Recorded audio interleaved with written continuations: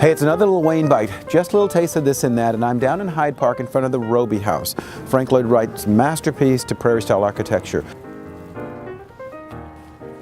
I've been an interpreter for over 7 years here, and since I started, they've talked about restoring the building.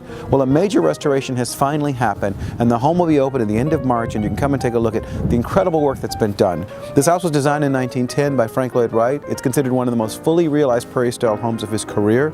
The restoration brought the house back to what it looked like in 1910, but they also brought back other elements. They brought back the dining table and some of the other original furnishings. They've also redone some of the beautiful pieces, including the light fixtures that are quite spectacular. I hope you'll come down and take a look at the house. You make reservations online, and I'll be one of your interpreters or one of my other fellow interpreters, all of whom do a great job. Hope to see you here.